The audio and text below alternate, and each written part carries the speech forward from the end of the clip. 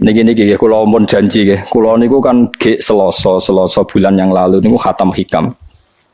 Terus kula mulang hikam teng mriki Selasa pagi niku pun sekitar 2 tahun. Pokoke walhasil diparingi Allah niku khatam. Terus kula kepengin napa ngatami donga nu saniki mergi cara ulama tambah kathah tambah napa sae. Dadi ra usah sampean di perasaan ora melok ngaji kok melok khataman. Sing ngaji ya mbok paham ora ya ora roh.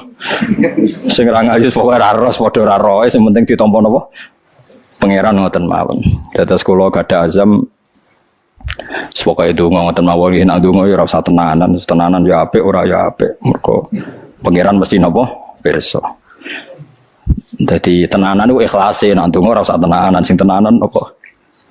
Mergi cara hikam itu termasuk ngeten. Hikam itu yang ngarang hikam itu jenenge Ibnu Athaillah As-Sakandari, ini muridnya Abdul Abbas Al-Mursi. Abdul Abbas Al-Mursi ini muridnya Abdul Hasan apa? Asyadzili.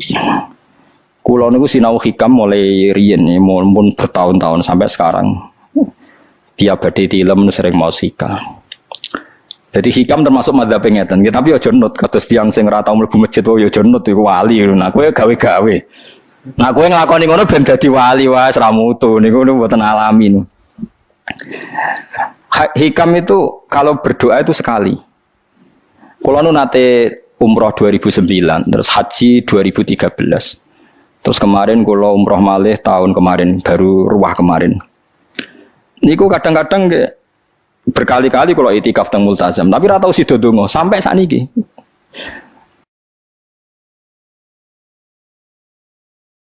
Mergo donga mbok pisan tok, anggere donga neh. Lho pangeran ijek eling kok tak elingno.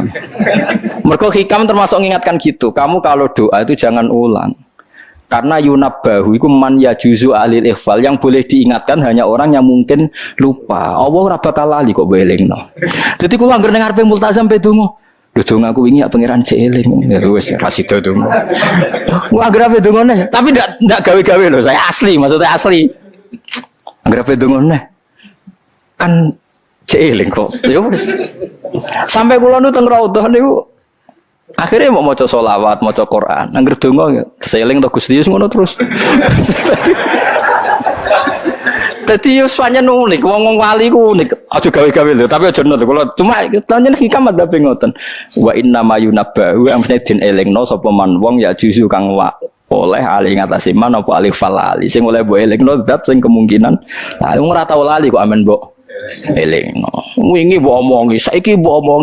Lho cara kowe diutang ditagih terus isih eling. Dadi hikam madhabe unik. Ya tapi udah ini wali ya tetap napa? Wali wis keliru tetap wali. Nah, ben arah wali ku bener wae tetep ra wali wis ra bakat. Tapi aja gawe-gawe lho syaratnya napa? Syaratnya aja napa? Gawe-gawe. Iki kula sering diprotes wene. Gus ora tau ora jenengan donga. Jare sapa ora donga wingi sedonga. Kok ora donga nah jeling. Kadang kula yang ngerasa dosa tapi piye kadang teng ati ngoten ya akhire ya ora roh. Pokoke aku anggere pengen donga ya donga, ben ora ya ora. Pas donga ya anut wali, pas ora ya anut wali. Kadang bener. Dadi pas donga ya bener, pas ora ya bener. Tapi itu memang sebagian madzhab beliau. Jadi ini nanti saya bacakan hikam dua kata mutiara terus donga, semuanya donga sampean donga, semuanya donga.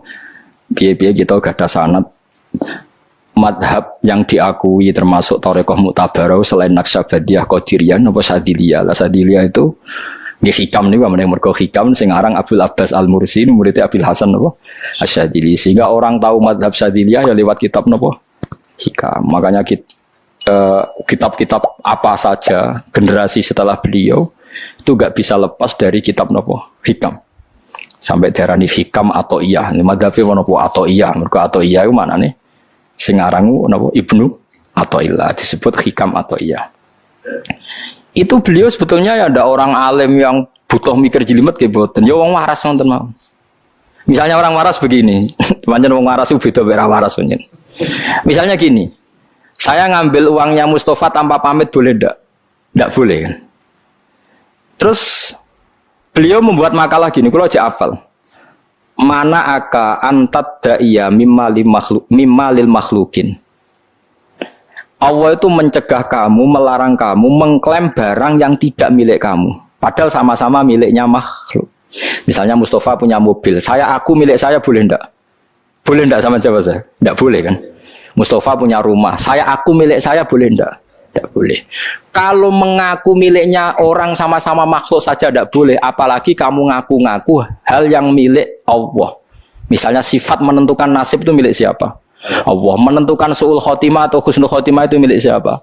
Kamu tidak boleh. Misalnya gedeng orang, wong ngono iku mesti su'ul khotimah. Lho sing nentukan itu milik Allah. Wong ngaku barange wong ora oleh apa meneh ngaku sing hak Allah Subhanahu wa taala. Jadi sebetulnya nak ngendikan ya normal saja. Artinya ijtihad itu kan normal, tidak perlu orang pinter banget. Tapi sing roh itu wong waras ngono asli. Setelah dijelaskan kan masuk akal. Kayak tadi. Dungo kok terus koyok sing mbok omongi wingi lali, urung lali kok sebab elingno meneh. Kan masuk akal.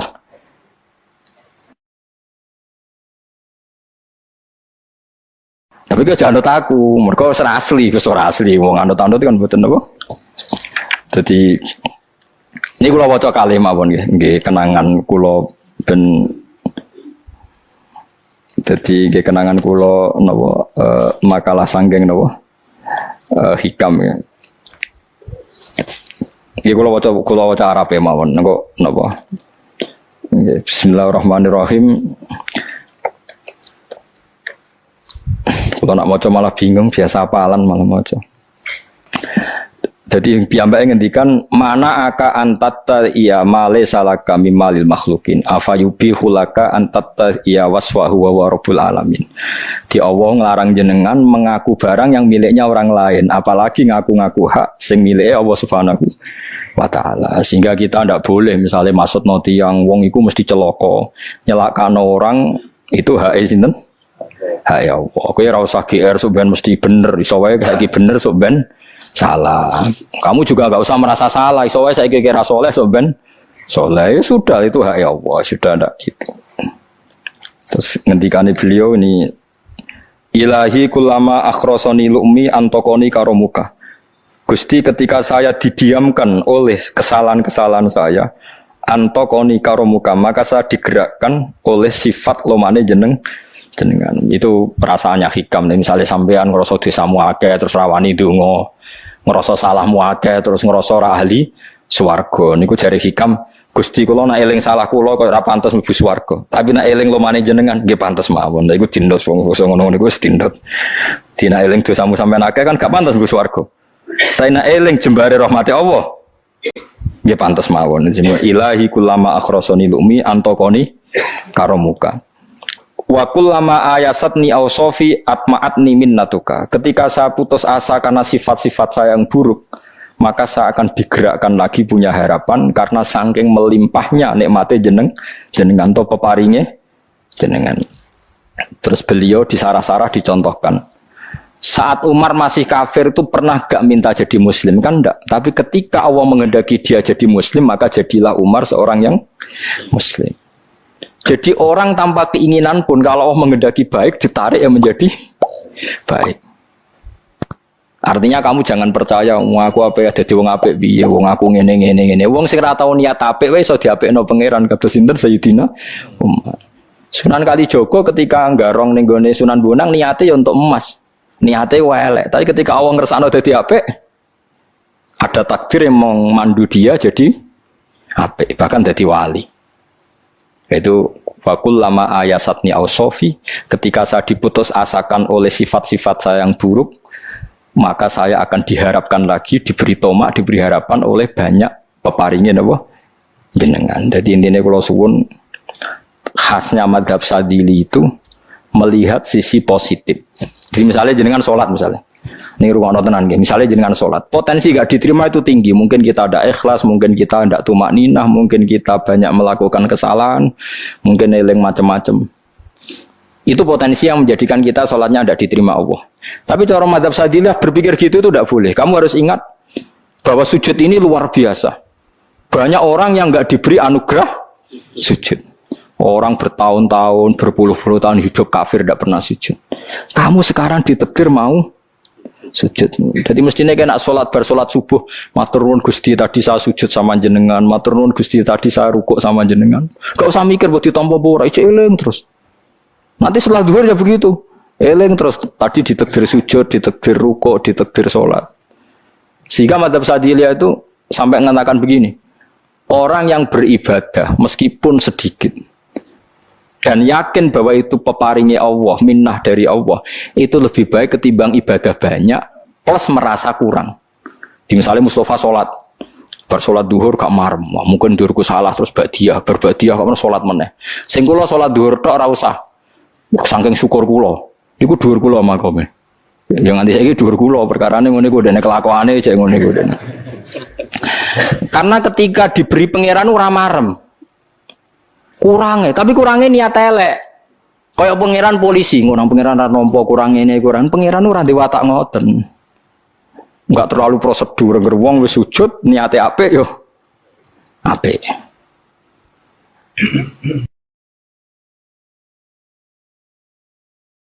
Ya mulane kula nate debat mbek jenengan kula kan bolak-balik cerita.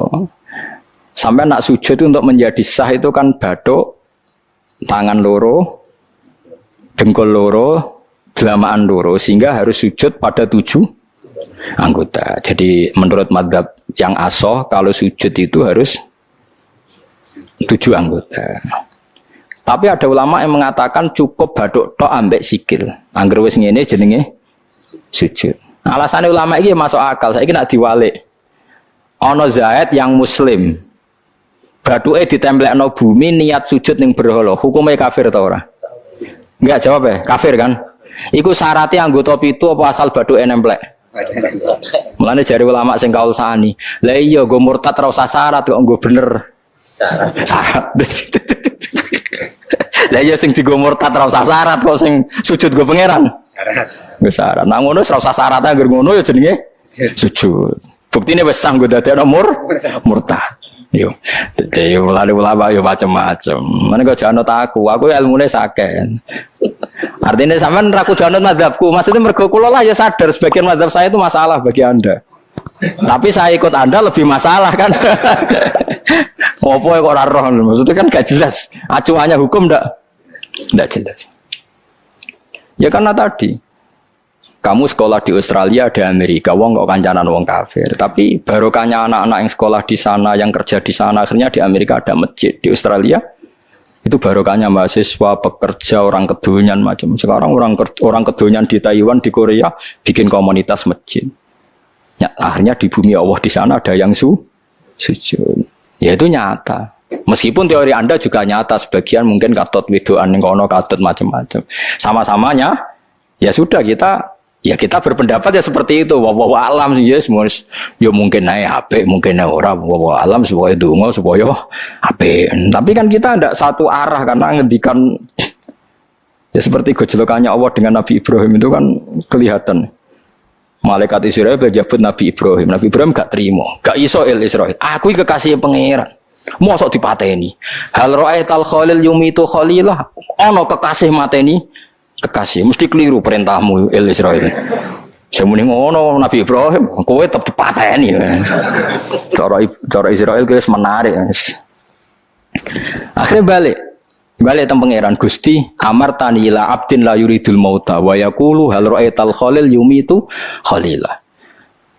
Ya Allah, engkau memerintahkan saya pada hamba yang enggak ingin mati. Dia bilang masa ada kekasih membunuh kekasihnya. Cara Israel masuk akal, bisa mikir juga Israel. Cara dene masuk akal. Jawab Allah ini.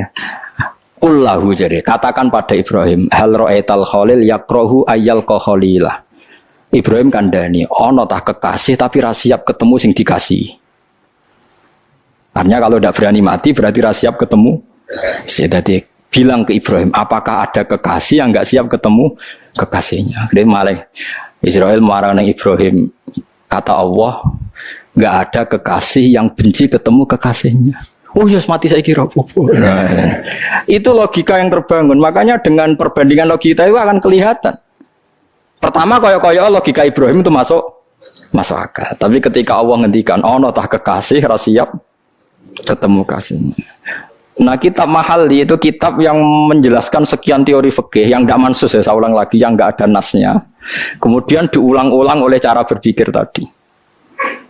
Nah, akhirnya jadi kitab khilafah, kitab ikhtilafat dalam Syafi'i yang paling dianut ulama seluruh dunia. Jika terus Habib Zain sama Angke semua ulama itu rujukannya kitab Mahalli. Ya karena tadi yang nggak ada nas, saya ulang lagi, yang nggak ada apa? Nas itu ada sekian pilihan kaul. Ya sama-sama masuk akal. Meskipun dalam tradisi tertentu kita tidak mungkin mempraktekkan. Ke wanita kok jenazah kok guri. Nah komen takobal wa minna minkum takobal wa. Ya Karim pasti dia kok Kiai Sabreng.